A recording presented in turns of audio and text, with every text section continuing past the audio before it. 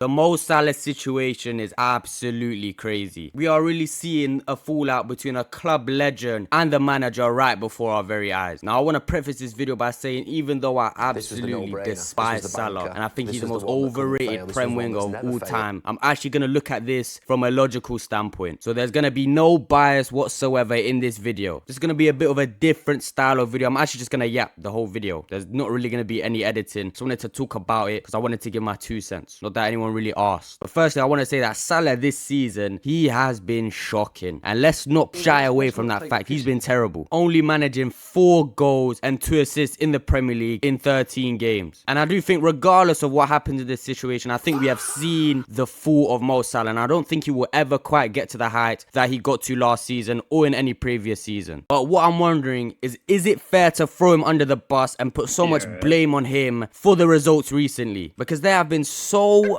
many players that have been underperforming in the defense, not only in the defense though, but in the attack as well. Because the whole argument of, oh, why don't you substitute any of the defensive players is a bit tougher because they have such a shortage of good defensive players. But even a lot of the players in the attack have not been performing at all. Isak has been the worst signing, has to be the worst signing in the Premier League ever. Wirtz hasn't really done much, and the biggest fraud of them all, because the one that's been there before the summer, so he's not really forced to play, is Gakpo. I don't know what sort of dirt this guy has on Arnie Slot, yeah. They're both Dutch. I don't know, maybe they were doing something in the red light district together and Arnie Slot doesn't want Gakpo to expose him. Because the performances that this guy has been putting in this season are criminal. What do Chiesa and what do Rio and Gamoa have to do to get any minutes? Because this guy has been getting 90 minutes every single game and he's playing like an actual terrorist. These guys might as well have HS Tiki Toki on the left wing, bro, because they look the same and they probably play the same as well. But even then, it is not fair to throw Salah underneath the bus like this, because I've seen so many Liverpool fans call for Salah to be dropped because of his performances this season, and he hasn't been performing well. But neither has the whole team, bro. You have to look at the realistic facts. Just look at the table. They're 9th in the Prem and it doesn't look like it's getting any better. The defense is more easy than fucking Bonnie Blue, mate. So you can't just attack one player and put all the blame on one player, and especially Mo Salah. And I'll get onto why it's especially crazy to throw Salah under the bus like this a bit later on. But I just wanted to talk about some stats that I think tell the whole story.